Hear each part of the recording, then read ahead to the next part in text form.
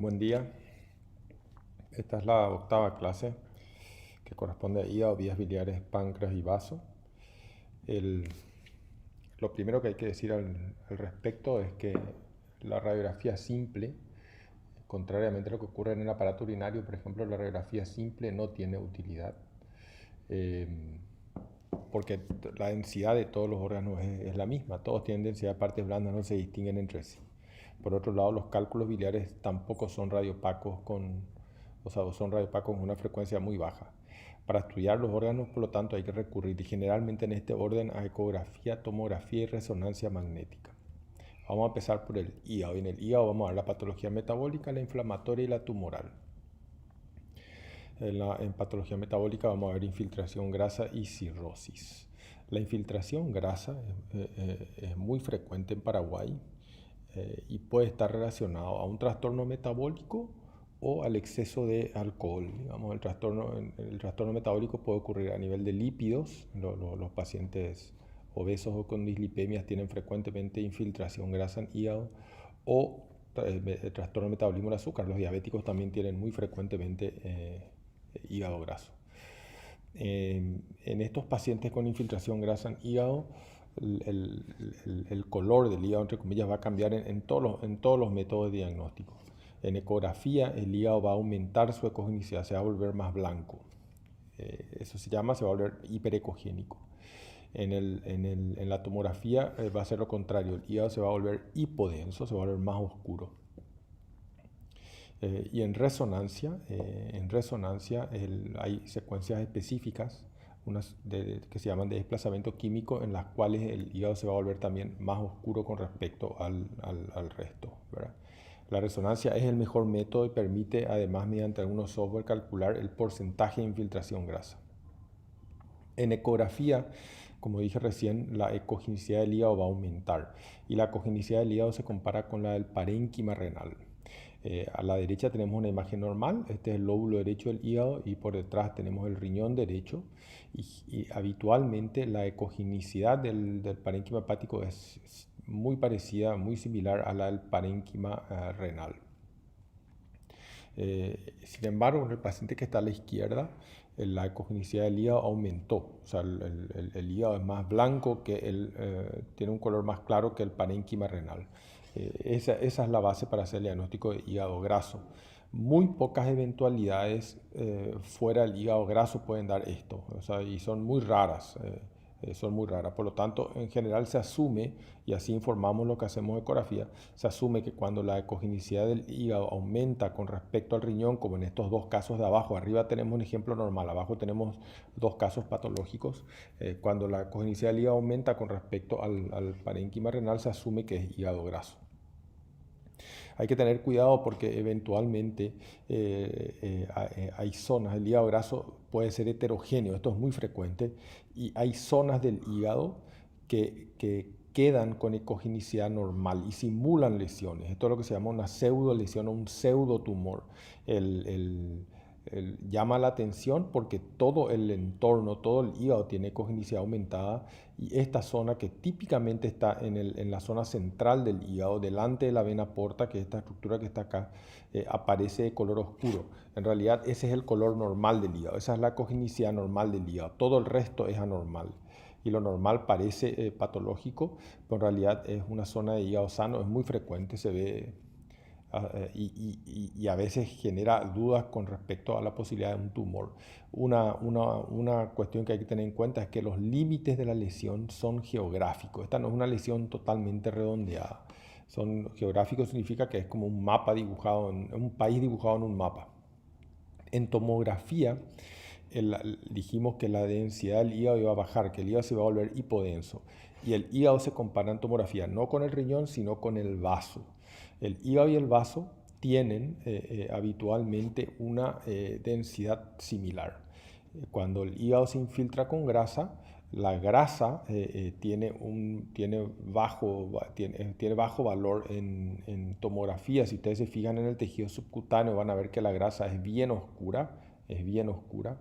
Entonces, cuando se deposita grasa dentro de las células del hígado, el color del hígado va a tender a ser más oscuro, va a tender a ser más hipodenso. que el vaso. Da lo mismo que sea sin contraste, como en el caso de la izquierda, que sea con contraste, como en el caso de la derecha. Acá tienen dos ejemplos normales, a la izquierda sin contraste y a la derecha con contraste, y en ambos casos la densidad del hígado con respecto al vaso es similar. Otra cuestión que les indica en tomografía que el hígado es graso es que los vasos sanguíneos del hígado se vuelven hiperdensos con respecto al hígado. Normalmente, fíjense en la imagen de la derecha, los vasos sanguíneos, que son estas estructuras lineares, en este caso ramas de la vena porta o ramas de las suprahepáticas, son hipodensos con respecto al parénquima hepático. Son normalmente más oscuros en la tomografía sin contraste, obviamente. Sin embargo, en la imagen de la izquierda, los vasos sanguíneos, las estructuras lineares son hiperdensas, no porque ellas sean anormales, sino porque el hígado bajó su densidad. De nuevo acá tenemos una pseudo lesión, esta área hiperdensa en el hígado de límites claramente geográficos, no son límites redondeados como si fuera un tumor, son límites geográficos. Esta es la mejor manera de escribir. Corresponde a una zona de hígado que no tiene grasa, el resto tiene grasa. En resonancia magnética hay unas secuencias que se llaman de desplazamiento químico. En T1 ven que la grasa es bien brillante. La secuencia es la misma, a la izquierda y a la derecha, solo que a la derecha se aplica unos cambios en la secuencia que hacen que la grasa pierda la señal. Entonces, todo lo que tiene grasa va a caer, se va a volver más oscuro. Fíjense la intensidad de señal del hígado a la derecha con respecto a la izquierda. Cae claramente y quiere decir que tiene grasa. Y esto hasta se puede calcular. De nuevo, hay una zona que no cae la señal, que es una zona de hígado sano, típicamente en el centro del hígado. Vamos a entrar a la cirrosis. La cirrosis se define. En la cirrosis hay un fenómeno de muerte celular, de inflamación y muerte celular, ya sea por un tóxico, como en el caso del alcohol, o por un fenómeno autoinmune, como en el caso de la cirrosis de origen autoinmune, o por virus, o por medicamentos, o por otros tóxicos. En cualquier caso, el fenómeno inicial predominante es que algo está atacando a los hepatocitos, a las células hepáticas, provocando inflamación primero y muerte de ellas. Y estas células muertas son reemplazadas por fibrosis y por nódulos de regeneración, por dos cuestiones. Los hepatocitos que quedan se aumentan en tamaño y en número en forma relativamente nodular y el resto hay bandas cicatrices fibrosas. Por eso el hígado se va a volver heterogéneo y de contorno irregular, porque los hepatocitos organizados de manera normal son reemplazados por estas cicatrices fibrosas y por los nódulos que son pseudonódulos que corresponden a la reparación del hígado o a la respuesta del hígado a la agresión. Por frecuencia hay dos etiologías principales, que son el alcohol y la hepatitis crónica por virus, B y C principalmente, ¿verdad? También hay mucha cirrosis, acá falta, en Paraguay hay mucha cirrosis por hígado graso. El hígado graso, esto me olvidé decir cuando hablé recién, el hígado graso es algo a lo que no se le daba mucha importancia hasta hace un par de años, hasta el momento en que se descubrió que el cierto porcentaje de pacientes con hígado graso, generalmente aquellos que tienen una forma severa de infiltración grasa, pueden evolucionar a cirrosis. ¿Okay? Y entonces a partir de ahí se le dio importancia y se le insiste a estos pacientes que disminuyan sus factores de riesgo, que bajen de peso si es que tienen sobrepeso o que corrijan la diabetes. Obviamente sabemos ya desde hace tiempo que el hígado graso por alcohol puede evolucionar a cirrosis. Una cosa importante es que el 25 por un cuarto de los pacientes con cirrosis no van a tener manifestación imagenológica, ¿verdad? Es un diagnóstico relativamente complicado. Acá con este dibujo voy a tratar de explicarles qué es lo que ocurre en la cirrosis, qué cambios vamos a encontrar. En rojo tienen el hígado se va a volver pequeño y dismórfico. Les voy a explicar qué significa eso dentro de un rato, con contorno irregular, ¿verdad? El principal signo imagenológico de la cirrosis es el contorno del hígado, que normalmente es liso, se vuelve irregular. Y esto que está en azul es el sistema venoso portal. El sistema venoso portal está constituido por la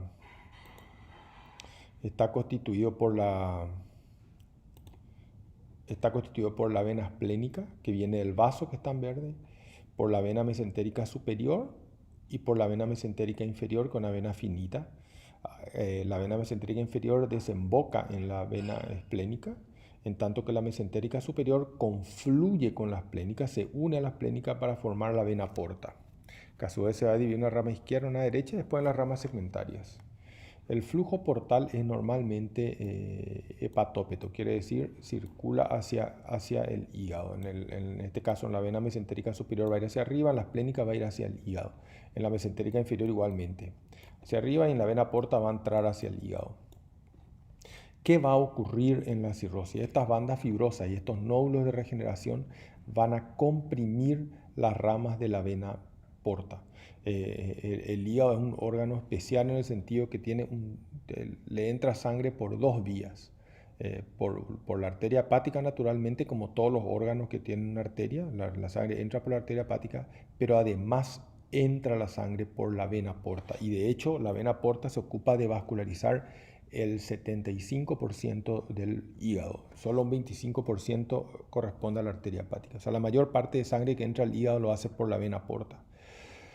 Y en la vena porta hay mucho menos presión que en la arteria. Por lo tanto, si yo empiezo a comprimir estas cañerías dentro del hígado, lo que voy a lograr es que aumente la presión dentro de estas cañerías más grandes. Esto se llama hipertensión portal.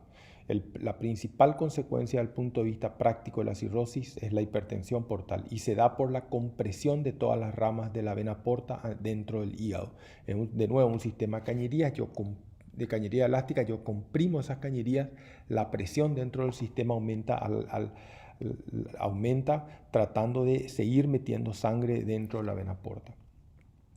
Y obviamente esto va a tener un límite. Va a llegar un punto en que la presión va a aumentar tanto dentro de la vena porta que la sangre se va a escapar. De la vena porta y va para llegar al sistema sanguíneo de la forma que sea. Y ahí es que se desarrollan colaterales. La más temida es la salida de sangre acá de una vena que se llama coronaria estomática hacia varices esofágicas. Por acá pasa el esófago. La sangre sale acá, se va a varices esofágicas.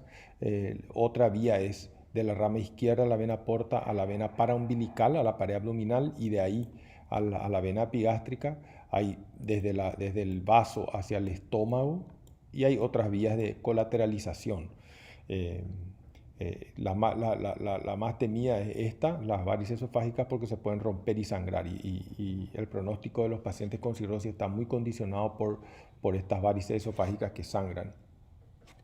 Eso es básicamente lo que ocurre. Dentro del hígado también, fíjense, la rama derecha es más larga que la izquierda, por lo tanto, al tener un trayecto más largo, es más comprimida que la izquierda. Por eso en la cirrosis es muy típico que el lóbulo izquierdo se hipertrofie, porque la sangre entra mejor al lóbulo izquierdo. Como el trayecto de la vena es más corto, llega más fácil al lóbulo izquierdo, el lóbulo izquierdo se hipertrofia y el lóbulo derecho tiende a atrofiarse. O sea, esto es lo que se llama la dismorfia. Normalmente en un hígado normal el lóbulo derecho es mucho más grande que el izquierdo, y en los cirróticos el lóbulo izquierdo es al menos del mismo tamaño y a veces más grande que el lóbulo derecho. Entonces, con esto vamos a saber los hallazgos, vamos a tener idea de qué vamos a encontrar en las imágenes. Y en las imágenes de la cirrosis hay dos columnas de hallazgos: los hallazgos propios de la cirrosis y los hallazgos de la hipertensión portal. La cirrosis en sí va a dar un hígado dismórfico, como dice acá abajo, con atrofia del lóbulo derecho y hipertrofia del izquierdo, heterogéneo y de contorno nodular. Y la hipertensión portal va a dar, lo más importante, la derivación portosistémica. O sea, vamos a ver varices esofágicas, vena paraumbilical, varices gástricas, etc. Este signo es el único que permite afirmar. Cuando nosotros vemos derivación portosistémica, estamos seguros que hay hipertensión portal. Si yo a un paciente le hago una endoscopía y veo varices esofágicas, yo estoy seguro que tiene una hipertensión portal. Todavía no sé si es cirrótico o no, pero sí sé que tiene hipertensión portal, porque puede tener una trombosis de la vena porta, por ejemplo, y no cirrosis. Los demás signos están presentes en la hipertensión portal, pero no son específicos. Por ejemplo, la citis. Podemos tener citis por hipertensión portal o por otras causas. La esplenomegalia. Obviamente el paciente, al haber hipertensión portal, el vaso no va a poder liberar su sangre fácilmente y se va a agrandar. La esplenomegalia es otro signo. Todas las venas del sistema portal se van a dilatar. La vena porta va a medir más de 13 milímetros y va a disminuir la velocidad del flujo portal, y eso también podemos saberlo por Doppler. Entonces estos son ejemplos de cómo se ve una cirrosis. Hígado pequeño, fíjense el contorno del hígado, este es el mejor signo de cirrosis. El hígado normal siempre tiene un contorno como trazado con la punta del lápiz. Esto anecogénico que se ve alrededor del hígado es ascitis, acá debajo la vesícula biliar, en un corte sagital del lóbulo derecho. Este es un corte transversal. A esto se redujo todo esto es todo lo que tiene de hígado el paciente. A la izquierda tiene una escala centimetrada, o sea, de aquí a acá son 5 centímetros. Este es un hígado que mide 10 por 4 centímetros, un hígado muy pequeño. Todo lo anecogénico que rodea es ascitis, una cirrosis muy, muy avanzada. En tomografía es lo mismo, o sea, lo que tienen que conocer es la patología en sí, no tanto la técnica, porque en la técnica vamos a ver siempre lo mismo. El hígado, fíjense el contorno del hígado, parece el contorno de una nube. Este es el signo más importante de hipertensión portal. Esto muestra el hígado dismórfico. Si ustedes ven, esta es la vena porta. El límite entre el lóbulo derecho y el lóbulo izquierdo está acá. El lóbulo izquierdo es más grande que el lóbulo derecho. Aparte de eso, el hígado es heterogéneo, tiene un contorno irregular, hay ascitis, ¿verdad? Pero aparte, lo que quiere mostrar esta imagen es la dismorfía que se genera en el hígado. De nuevo, otro ejemplo de dismorfía, el límite entre el lóbulo derecho y el lóbulo izquierdo. Ustedes se recuerdan la H en la cara inferior del hígado, la rama horizontal de la H es la vena porta, y el límite pasa a la izquierda de esa rama, de esa rama horizontal. Esto es el lóbulo derecho y esto es el lóbulo izquierdo en un paciente con cirrosis. El vaso va a aumentar de tamaño. Vimos ya en una clase pasada que el vaso puede medir hasta 12 centímetros, en este caso mide 19, está claramente agrandado, y podemos ver también circulación colateral. Este es un corte sagital del lóbulo izquierdo y esta es la rama izquierda de la vena porta. La vena paraumbilical es una vena que conecta la rama izquierda de la vena porta con una vena epigástrica, y de ahí se va a ir al ombligo. O sea, esta vena está saliendo, se va a la pared abdominal, al ombligo, y de ahí gana el sistema venoso sistémico, digamos. Cuando vemos esto, cuando vemos una vena paraumbilical, nosotros estamos seguros que el paciente tiene hipertensión portal. La cirrosis tiene complicaciones, esto tienen que saber bien, porque el paciente en Paraguay se va al hospital cuando se complica, sobre todo el cirrótico. Cuando el cirrótico se descompensa, hay que pensar en dos eventualidades. La primera es hepatocarcinoma. El hepatocarcinoma es un cáncer de las células hepáticas de los hepatocitos que ocurre no con exclusividad, pero casi con exclusividad en pacientes cirróticos. Es muy raro tener hepatocarcinoma fuera de la cirrosis, y se da en pacientes con hepatitis B y C y en algunos jóvenes en casos raros. En cualquier caso, casi siempre son pacientes cirróticos. Por eso al cirrótico se le hace cada 6 meses una ecografía para depistaje de hepatocarcinoma. En cualquier paciente cirrótico, cuando aparece un nódulo, hay que pensar en hepatocarcinoma. Y por otro lado, cuando este nódulo crece lo suficiente, descompensa al paciente y el paciente va al hospital. Este es un paciente cirrótico, se le hizo una ecografía y se encontró un nódulo de 3,8 centímetros. Cuando aparece esto, imperativamente hay que hacer una tomografía o una resonancia. Y si el nódulo es hipervascular, en la fase arterial capta el contraste y se vuelve hiperdenso, eso es un hepatocarcinoma, hasta prueba lo contrario. La segunda complicación es la trombosis de la vena porta. Obviamente el flujo portal, como vimos en el dibujo, aumenta el flujo, la presión, disminuye la velocidad de flujo portal, y si disminuye lo suficiente, puede ocurrir que la vena porta se trombose. Y eso se diagnostica fácilmente por ecodoppler. En la imagen de la izquierda, una imagen en blanco y negro, ustedes ya ven que dentro de la vena porta hay un material de color diferente al resto. Esta es la cognición normal de una vena, acá hay algo diferente. Y cuando se prende el color, eso no tiene señal, por lo tanto hay una trombosis de la vena porta en un paciente cirrótico como complicación. Obviamente, cuando se trombosa la vena porta, todo se descompensa porque la presión portal aumenta de forma exponencial y de un momento al otro. El paciente sangra sus varices, desarrolla citis, etcétera, etcétera. Las hepatitis no son indicación, la hepatitis aguda, digamos, no es indicación de imágenes, ningún tipo de hepatitis aguda por ningún virus o por medicamento o por lo que sea, no tiene indicación de imágenes.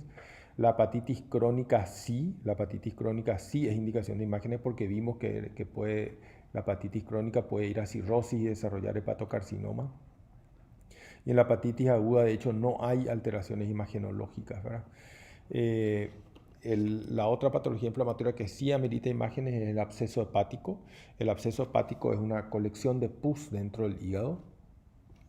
La infección llega al hígado por vía biliar, por una colangitis, o por sangre, por la vena porta. O sea, los gérmenes llegan o por la vía biliar, en el caso de colangitis, o por la vena porta, en el caso de una patología inflamatoria intestinal. La vena porta trae sangre del intestino. Esa patología suele ser apendicitis o diverticulitis, que se pueden complicar de un absceso hepático. En cualquier caso, en la mitad de los pacientes no se sabe de dónde vino el foco realmente. La clínica asocia dolor en hipocondrio derecho, fiebre en picos e ictericia. Cualquiera de los tres métodos de imagen de los que hablamos va a demostrar el absceso. El absceso es una bolsa de líquido dentro del hígado, una bolsa de pus. La ecografía es altamente eficaz, va a dar una imagen hipoecogénica. No es totalmente anecogénica como si fuera un quiste biliar porque el líquido es espeso y genera ecos. Es hipoecogénica y de hecho el diagnóstico diferencial de un absceso es un tumor, no un quiste biliar. En la tomografía va a dar una imagen hipodensa que no va a tomar nunca el contraste. Esto hace la diferencia con un tumor. Y en la IRM lo mismo, una imagen líquida, o sea, hiperintensa ante 2, hipointensa ante 1 que no va a tomar el contraste. Y no tiene indicación habitualmente. En ecografía, vamos a ver acá, tenemos varios ejemplos. Este es un paciente que tiene varios abscesos.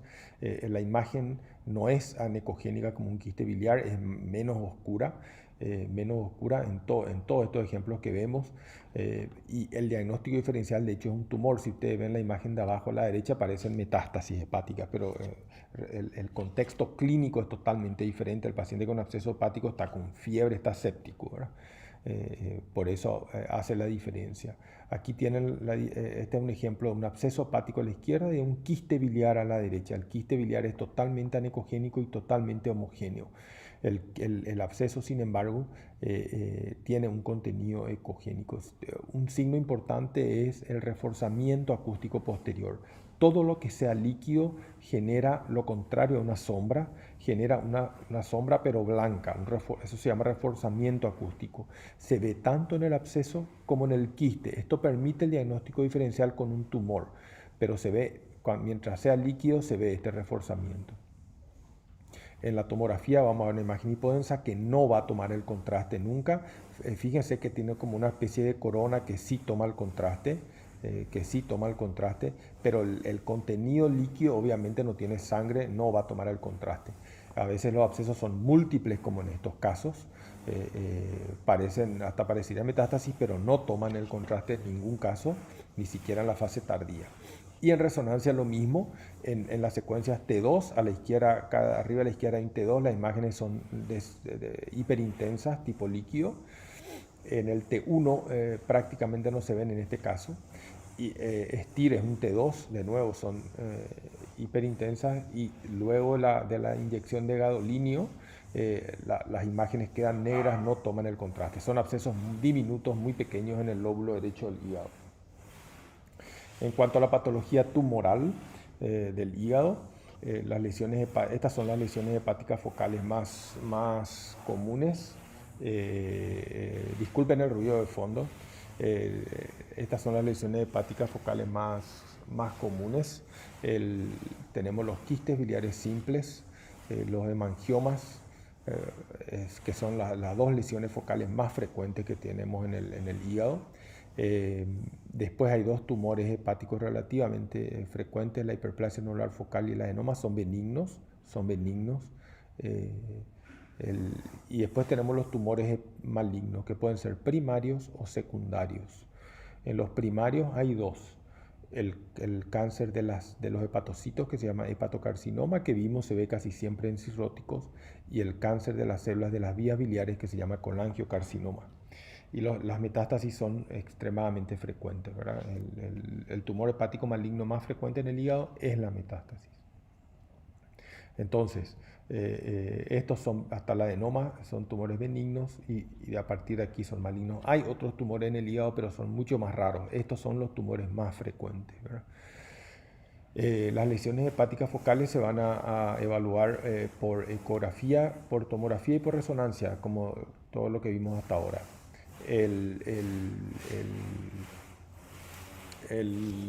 La tomografía,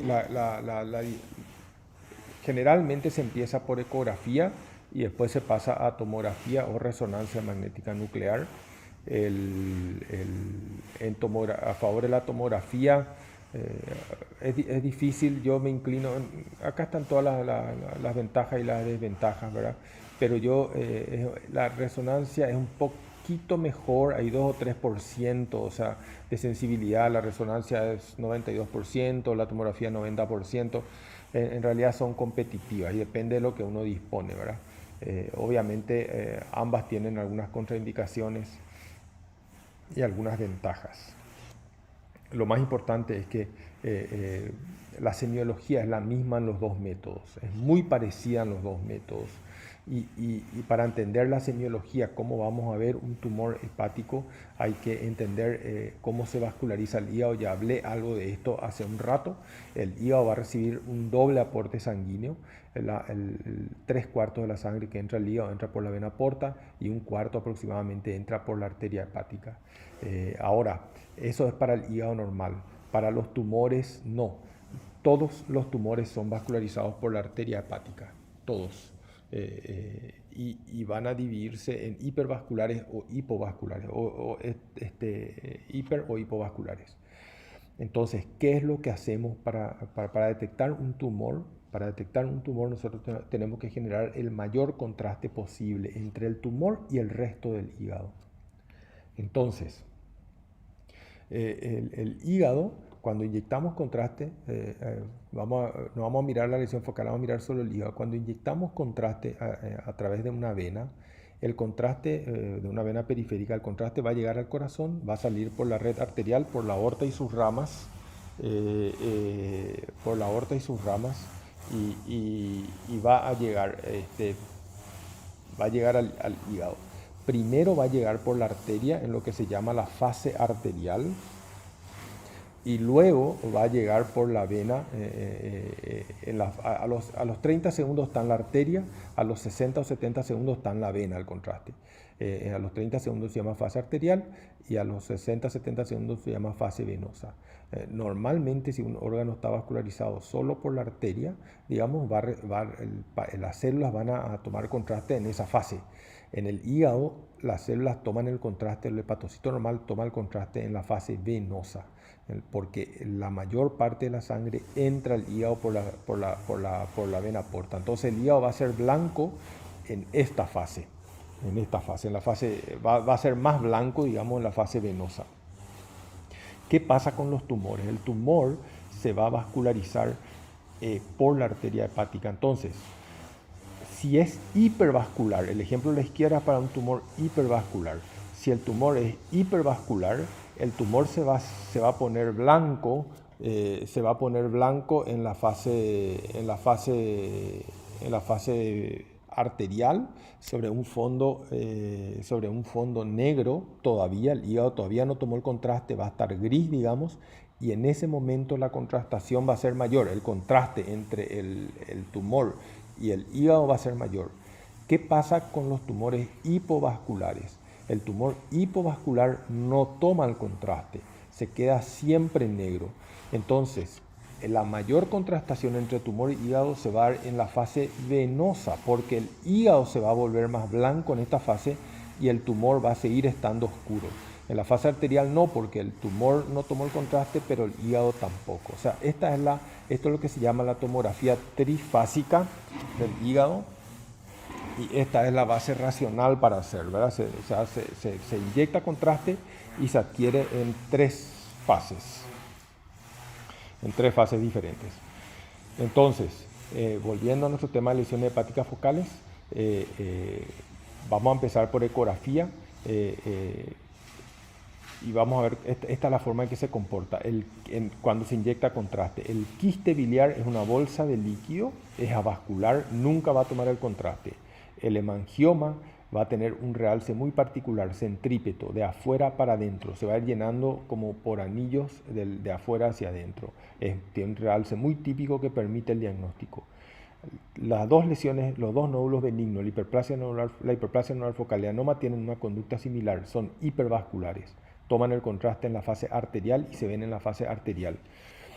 De los tumores malignos primarios, el hepatocarcinoma es hipervascular, es un nódulo hipervascular, pero que asienta sobre hígado cirrótico, y tanto que el colangiocarcinoma es hipovascular. Y las metástasis son en su mayoría hipovasculares, pero son múltiples habitualmente. Entonces, con esto ustedes pueden ver que nosotros, y de hecho las imágenes hacen el diagnóstico particular de estos nódulos con altísima certeza. Ya no hace falta biopsiar esto habitualmente. Entonces, si tenemos un nódulo, el quiste biliar es un nódulo avascular, es una lesión avascular que se diagnostica por ecografía. El hemangioma también tiene un aspecto ecográfico muy típico que permite el diagnóstico, pero si hay dudas, el realce es centrípeto y permite el diagnóstico. Los dos nódulos benignos son nódulos hipervasculares en un hígado sano. Hay un tipo de contraste en resonancia que permite la diferencia entre los dos. El hepatocarcinoma, si tenemos un nódulo hipervascular en un hígado cirrótico, el diagnóstico está hecho. El colangiocarcinoma es un nódulo único hipovascular y las metástasis son hipovasculares. Esto es un ejemplo simplista, pero es más o menos este el concepto. Vamos a ver ejemplo. El quiste biliar simple es un diagnóstico ecográfico, es una imagen anecogénica sin ecos, homogénea, que genera reforzamiento acústico posterior, como vimos recién. En un paciente que no tiene fiebre, esto es diagnóstico, digamos, ¿verdad? El hemangioma tiene un aspecto típico por ecografía, es un nódulo hiperecogénico, o sea, bien blanco, homogéneo, bien delimitado, sin vascularización. El tumor es extremadamente frecuente, se cree que 15% de la población tiene al menos un hemangioma. No hay que hacerle tomografía y resonancia a estos pacientes. Este criterio de acá abajo es muy importante.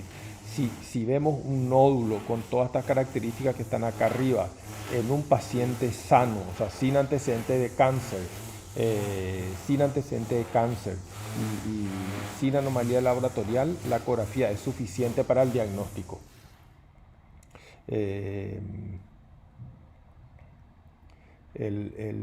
Así se ve un hemangioma en ecografía, es un nódulo hiperecogénico.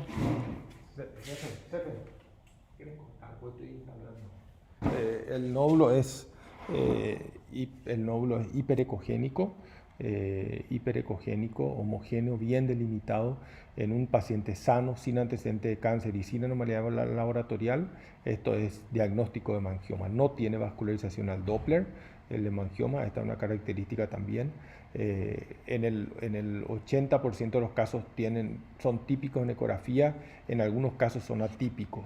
Y cuando son atípicos, hay que hacer o tomografía o resonancia, como en este caso que no son homogéneos, son completamente hiperecogénicos homogéneos, y en la tomografía o en la resonancia el hemangioma va a llenarse en forma centrípeta. Acá tenemos un ejemplo, a la izquierda arriba sin contraste, hay una lesión que apenas se ve, y luego del contraste aparecen unas manchas en la periferia del nódulo. El nódulo en la fase venosa se va llenando y finalmente se llena casi completamente en la fase tardía. Esta forma de llenado centrípeto es típica de hemangioma y permite su diagnóstico. Lo mismo da en resonancia. En resonancia esta es la fase arterial arriba con una corona de contraste periférica. En la fase venosa esa corona se va ensanchando y finalmente los tumores se llenan de contraste en la fase tardía a los 10 minutos. Terminando de esta manera. La hiperplasia nodular focal y los adenomas tiene un aspecto muy similar, son nódulos, en ecografía no tienen ninguna especificidad, son nódulos como cualquier otro, pero que toman el contraste en forma masiva en la fase arterial. A la izquierda arriba sin contraste se ve una lesión tenuemente hipodensa. En la fase arterial la lesión toma el contraste, se vuelve hiperdensa, y en la fase venosa se vuelve isodensa, no se ve más en la fase venosa, porque el hígado también tomó el contraste y equipara su densidad a la de la lesión.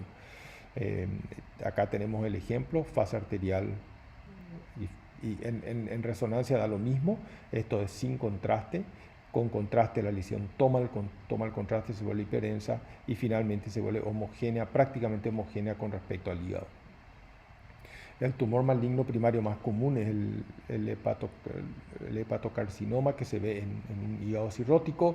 Es el típico ejemplo, el típico proceso de muchos de los tumores malignos del cuerpo, como por ejemplo el carcinoma epidermoide en el pulmón. Hay una irritación permanente, en este caso una necrosis hepatocelular permanente, con nódulos de regeneración. Permanentemente hay nódulos de regeneración de hepatocitos, y eventualmente cualquier célula en el cuerpo que tenga una mitosis acelerada puede degenerar, termina formando un nódulo displásico, y el nódulo displásico el siguiente paso del hepatocarcinoma. En un paciente cirrótico, este es un dogma, en un paciente cirrótico todo nódulo hipervascular que toma el contraste de más de 15 milímetros debe ser considerado como un hepatocarcinoma. En realidad tiene que cumplir dos condiciones. Tiene que ser hipervascular, voy a anotar acá, hipervascular, o sea, tiene que tomar el contraste en la fase arterial y tiene que tener lavado, es decir, el tumor va a tomar el contraste en la fase arterial y se va a deshacer del contraste. En la fase venosa o en la fase tardía va a ser más oscuro que el resto del parénquima hepático. Esto es fácil de entender, el nódulo tiene neovascularización, y la neovascularización no sigue el patrón típico de la vascularización normal, capilar, luego extremo venoso, etcétera, etcétera. Son neovasos que traen el contraste, pero después se vacían rápidamente, por eso hay lavado. Las dos condiciones tienen que darse para hacer el diagnóstico. Tiene que medir más de 15 milímetros, tiene que tomar el contraste en la fase arterial y tiene que lavarse en la fase venosa y en la fase tardía. Este paciente está el paciente cirrótico, fíjense el contorno del hígado, fíjense la hipertrofia del lóbulo izquierdo con respecto al derecho, el parénquima es algo heterogéneo, el contorno irregular.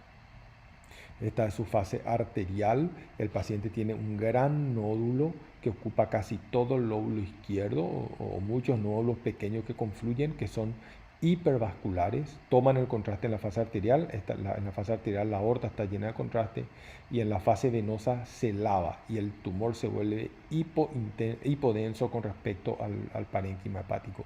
Esto es diagnóstico de hepatocarcinoma, no requiere biopsia, se hace el tratamiento correspondiente. Esta es una forma más focal de hepatocarcinoma. Este es un nódulo que realza en la fase arterial, y si hubiéramos tenido la fase venosa o la fase tardía, vamos a ver ya más oscuro por el lavado. El colangiocarcinoma es una lesión única, hipodensa con respecto al parénquima hepático, que puede estar en la periferia del hígado, pero habitualmente está en la parte central del hígado, donde hay más vías biliares.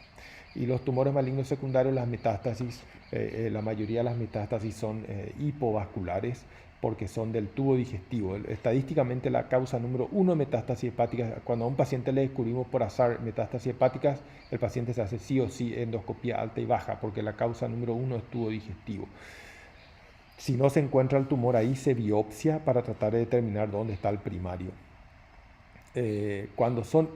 La mayoría son hipovasculares, tales así que cuando son hipervasculares, cuando toman el contraste en la fase arterial, hay que pensar básicamente tres o cuatro posibilidades. Las tres más frecuentes son los tumores endocrinos en general, endocrinos y neuroendocrinos, el carcinoma papilar de la tiroides y el hipernefroma del riñón, ¿verdad?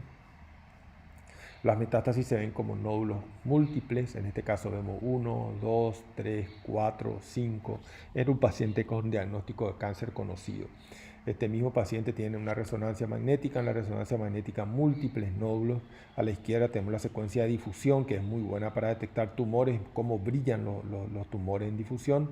Arriba tenemos un T2, los nódulos son hiperintensos, todos los nódulos malignos son en donde estén en el cuerpo, son hiperintensos en T2 e hipointensos en T1. Abajo a la derecha tenemos un T1 con contraste donde son hipointensos las lesiones. Vamos a pasar a vesícula y vías biliares. La vesícula biliar es sinónimo de ecografía. La ecografía es el mejor método para evaluar vesícula biliar.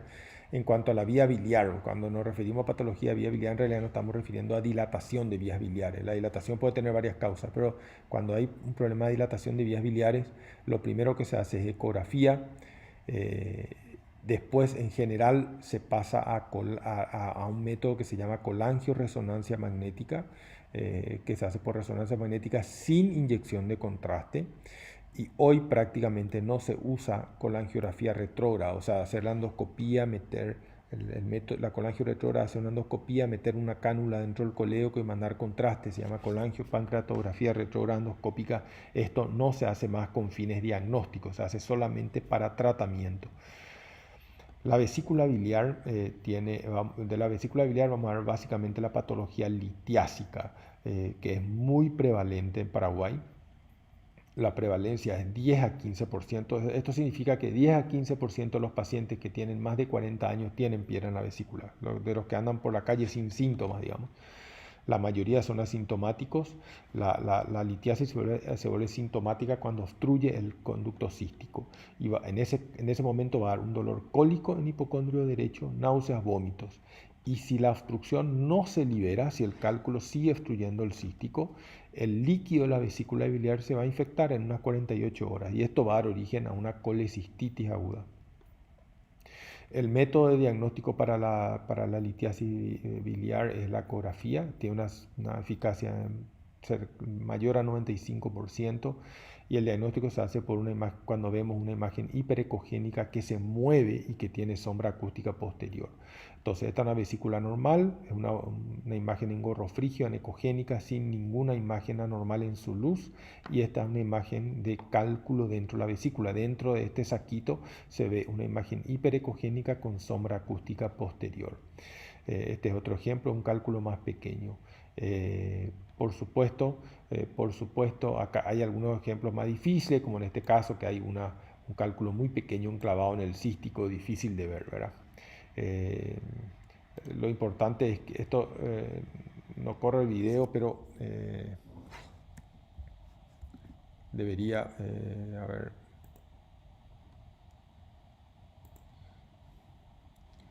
debería, bueno, no corre el video, pero este video era para mostrar que estos cálculos se mueven cuando uno le moviliza al paciente. La colecistitis aguda es la complicación. La colecistitis aguda en el 99% de los casos es litiásica, es secundaria litiasis o por obstrucción litiásica. Hay algunos casos de colecistitis litiásica. Puede ser aguda o crónica. En la colecistitis aguda hay 4 signos ecográficos que se tienen que dar para hacer el diagnóstico. Primero hay que ver piedras, tenemos que ver litiasis. La vesícula está trancada, por lo tanto hay un aumento del volumen vesicular. La vesícula va a medir más de 10 centímetros de largo y más de 4 centímetros de diámetro. La pared se va a engrosar, se va a volver edematosa. La pared va a medir más de 3 milímetros. Y va a haber un dolor a la palpación dirigida de la vesícula con el transductor, lo que se llama signo de Murphy ecográfico, ¿verdad? Equivalente al signo clínico. Entonces, para hacer diagnóstico de colecistitis aguda tenemos que tener 4 elementos. Si uno falta, hay que dudar. Y son litiasis, aumento del volumen vesicular, engrosamiento de la pared y dolor. ¿Qué es lo que pasa en este paciente? La pared no es más fina, sino que está gruesa, va de acá hasta acá, va de ahí hasta ahí. la pared está engrosada, el paciente tiene dolor a la palpación dirigida y tiene piedras. Como ustedes ven, tiene un sedimento de piedras chiquititas dentro de la vesícula biliar. De nuevo, la pared engrosada de la vesícula, dolor, aumento de volumen y dolor. Este es un cuadro típico de colecistitis aguda. La colecistitis aguda alitiásica se produce en pacientes que están en terapia intensiva. Por eso en algunos idiomas se le llama colecistitis de terapia. Y el paciente en terapia no come, obviamente, no hay una obstrucción mecánica de la vesícula, pero sí hay una obstrucción funcional. Al no comer, la vesícula no se contrae y ese líquido está estásico dentro de la vesícula y se puede infectar. A esto se llama colecistitis alitiásica. Entonces, conociendo cómo se forma la patología, uno puede entender que vamos a encontrar en la ecografía. El volumen está normal, la vesícula no está trancada, por lo tanto el volumen es normal. ¿Hay engrosamiento en la pared? Sí, porque la vesícula está infectada, el líquido está infectado, pero no hay litiasis y el dolor habitualmente no es evaluable. O sea, el diagnóstico es más difícil. Esta es una colecistitis alitiásica. El paciente tiene la vesícula tiene una pared gruesa, pero no está aumentada de volumen. Si ustedes ven, la luz es pequeña. Y obviamente no se puede investigar dolor. En cuanto a las vías biliares, generalmente para ver dilatación de vías biliares se empieza por ecografía y después se puede pasar a otros métodos. El más utilizado hoy es la colangioresonancia. Como vimos, la colangioretrógrada no se usa más. La vía biliar se puede dilatar básicamente por dos razones: por litiasis o por estenosis. Y las estenosis pueden ser benignas o malignas. La estenosis benigna más común es la postquirúrgica. A veces en la colecistectomía se daña la vía biliar y eso deja una estenosis que es benigna, y la maligna es por cáncer, ¿verdad? Hay tres tumores que dan obstrucción de vía biliar: el cáncer de páncreas, el cáncer de vías biliares o colangiocarcinoma y el cáncer de la ampolla de Vater. Sea lo que sea, lo que dilate, la dilatación da una imagen en caño de escopeta, en ecografía, en tomografía, en resonancia. Normalmente en el hígado, si se acuerdan de nuevo de la H, el palo horizontal de la H era la vena porta. Hay una sola rama.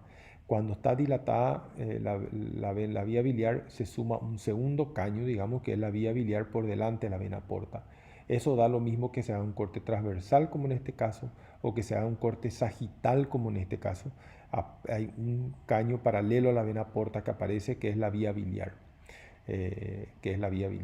En este caso está dilatado porque hay cálculos en su interior. Fíjense, la semiología del cálculo es la misma en todos lados: imagen hiperecogénica con sombra acústica posterior dentro del colédoco.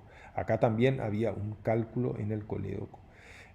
Otro ejemplo, colédoco lleno de cálculos, por eso estaba dilatado el sistema. En tomografía vamos a ver lo mismo.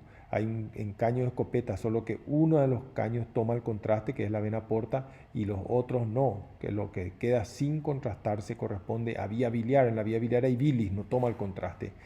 Esto es más abajo. Esto es lo que sería equivalente al corte ecográfico que vimos: una estructura canalicular, que es la vena porta, en este caso toma el contraste, y por delante otra estructura canalicular, que es la vía biliar, que no toma el contraste. Se ve por tomografía o se ve por resonancia magnética. Aquí tiene un ejemplo de colangioresonancia magnética. La vesícula llena de litiasis, llena de cálculos, en este caso hipointensos. Acá tienen el colédoco dentro del páncreas, tienen el colédoco, y un poco más abajo dentro del colédoco aparece una imagen de las mismas características que la que vemos dentro de la vesícula, dentro de la luz coledociana. En las reconstrucciones coronales ven que son en realidad tres cálculos dentro del colédoco. La colangioresonancia tiene tan buena calidad hoy que reemplazó la colangioretrógrada. Esto es lo que se hacía antes: se tenía que meter un endoscopio, canalizar el colédoco, y aquí es un ejemplo de un colédoco con muchas piedras en su interior. Vamos a pasar al páncreas. En el páncreas vamos a ver dos patologías: la pancreatitis aguda y los tumores. El páncreas es un órgano difícil de examinar. Fíjense, acá está removido el estómago, pero el estómago está delante del páncreas, sobre todo de la cola. Esto hace que muchas veces no se pueda ver bien por ecografía. Está profundo, es retroperitoneal. Esto es un ejemplo que se ve tradicionalmente en ecografía. Se puede ver la cabeza generalmente el cuerpo, pero la cola ya no se ve porque el estómago genera una sombra que impide ver la cola. Esto es bastante clásico. Vamos a empezar por pancreatitis aguda. La pancreatitis aguda casi siempre es biliar, sobre todo en Paraguay. Y en este gráfico yo intento que entiendan por qué se produce una pancreatitis biliar, por qué un cálculo puede producir pancreatitis. Los cálculos vienen de la vesícula y la zona más estrecha, si logran pasar por el cístico, la zona más estrecha se da en la ampolla de Vater. En su porción final, el conducto biliar comparte aproximadamente 1 centímetro de trayecto con el conducto pancreático. O sea, el conducto pancreático y el biliar se van a unir en un trayecto más o menos 1 centímetro antes de desembocar, antes de llegar al duodeno. Y ahí se tranca la piedra. O sea, cuando una piedra biliar se tranca abajo, está trancando también el conducto pancreático. El páncreas no tiene cápsula. Por lo tanto, si aumenta la presión dentro del conducto pancreático,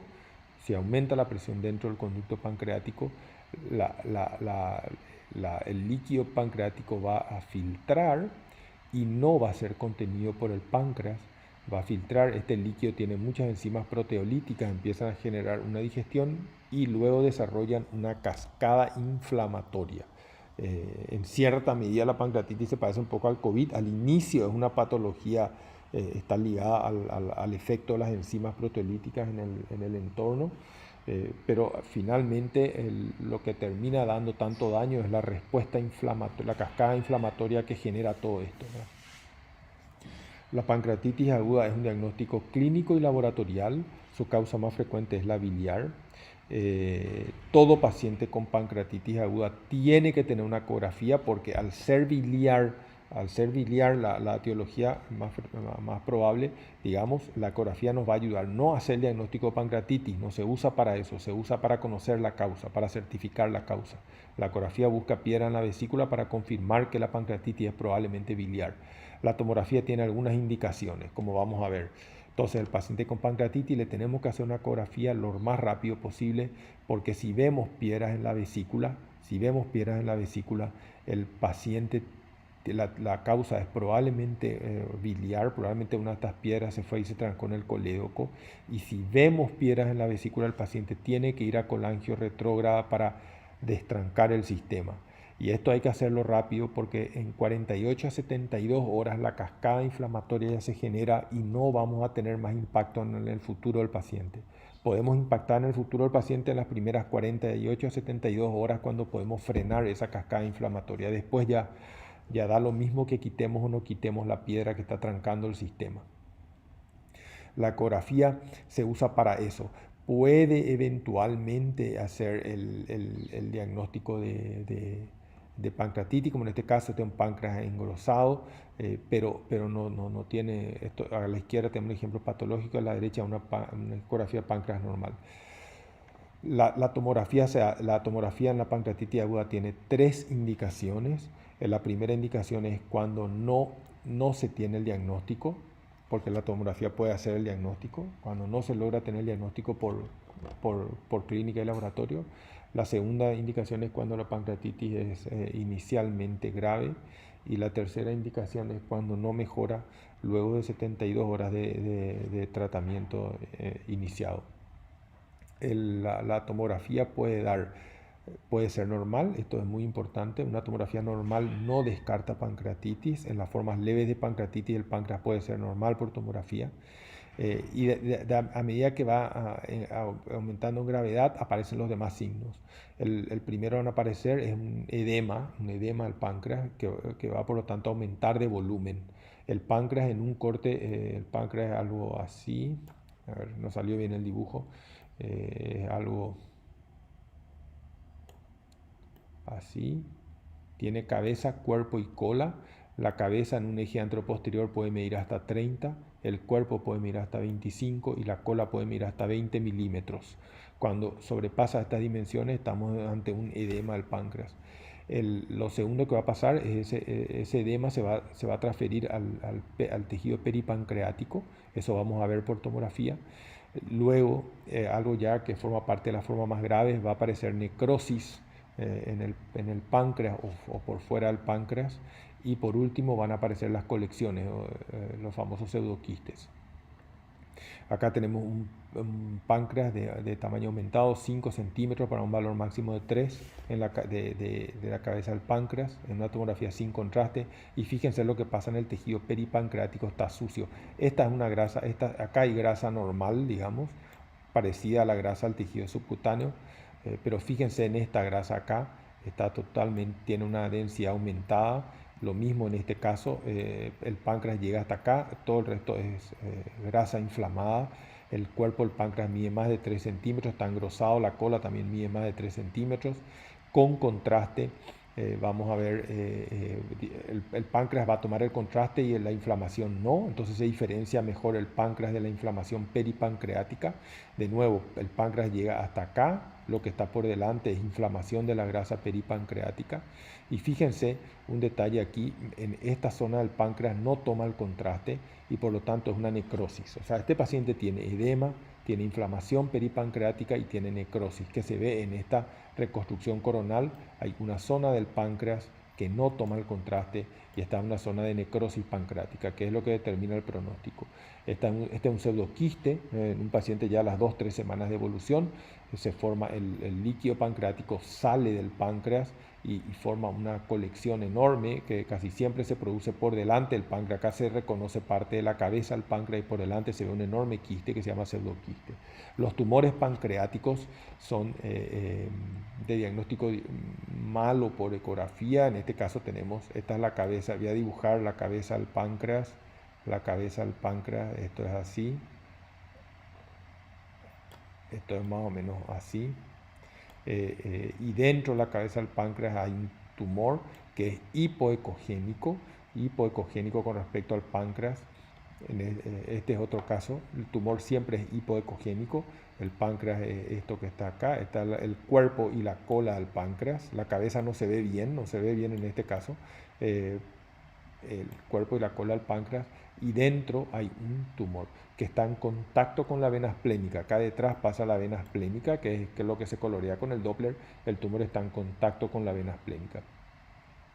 En tomografía, los tumores, si están en la cabeza, van a dar dilatación de vía biliar, como vimos en este caso. Este es un paciente que tiene está ictérico, tiene una dilatación de vía biliar, porque en la cabeza del páncreas, acá está la cabeza del páncreas, en la cabeza, gran parte de la cabeza del páncreas está ocupada por un tejido hipodenso, así como en la ecografía son hipoecogénicos, en la tomografía son hipodensos, que provocan no solo dilatación de vías biliares como vimos, sino también una dilatación del Wirsung.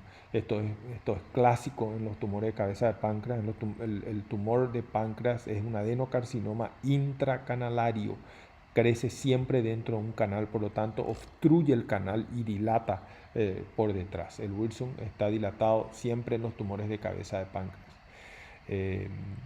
Esto es lo que vemos en la reconstrucción coronal. Fíjense la vía biliar está dilatada y amputada a nivel del páncreas, porque el tumor comprime en forma abrupta, la dilatación de vías biliares es compresiva. Este es otro ejemplo de un tumor siempre hipodenso. Para ver el tumor de páncreas hay que inyectar contraste. El contraste va a realzar.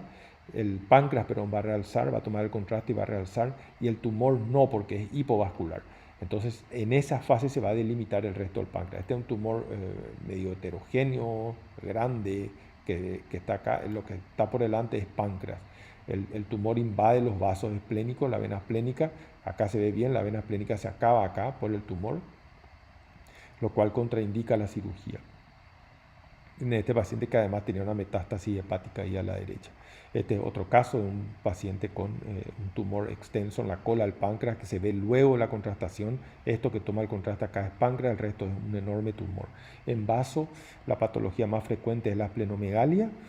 Son dos, la esplenomegalia y la patología traumática. El vaso es el órgano más frecuentemente afectado en los traumatismos cerrados del abdomen.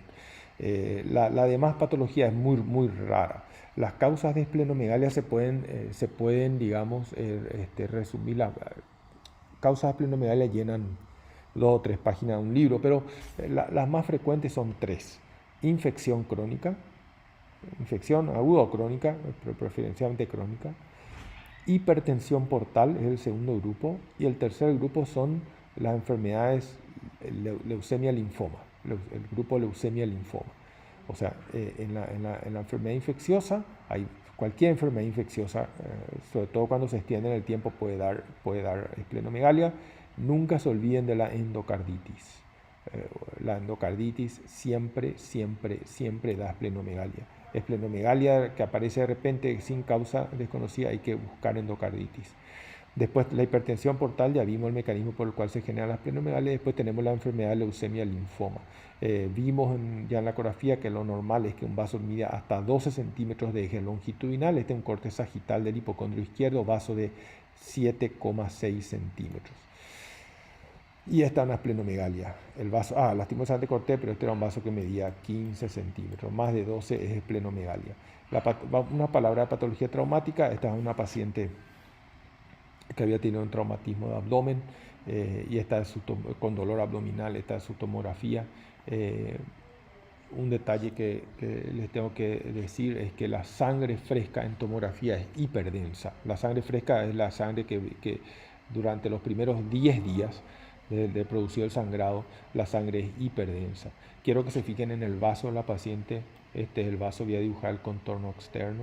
Este es el vaso de la paciente. Y van a ver que dentro del vaso hay un área hiperdensa. Voy a rodear acá. Y fuera del vaso hay otra área hiperdensa. Voy a borrar esto para que ustedes puedan ver de nuevo. Ahora van a ver sin los trazos sin el trazo que yo hice. Fíjense aquí el material hiperdenso. Esto es sangre. Esto es un hematoma intrasplénico y esto es un hematoma subcapsular. El hematoma subcapsular se ve mejor aquí. Tiene líquido libre en abdomen, tiene material hiperdenso en el fondo sacodula, o sea, sangre, y la tomografía con contraste que siempre hay que hacer. Esta es la tomografía con contraste, va a mostrar el trazo de fractura en el vaso. Hay una porción lineal que no toma el contraste, este es el trazo de fractura y por fuera el hematoma. Fíjense cómo los conceptos hiperdenso e hipodenso varían y son totalmente relativos con respecto al órgano que está al lado. Lo que era hiperdenso en la fase de contraste pasó a ser hipodenso luego de la contrastación porque el vaso aumentó su densidad, o sea, el vaso cambió su color. Y lo que era hiperdenso antes del contraste, esto, si yo no tengo contraste, va a ser más oscuro, pero más blanco que el vaso. Pero cuando el vaso toma el contraste de blanco, esto es más oscuro. O sea, son conceptos relativos. Esta creo que fue el último slide. Muchas gracias.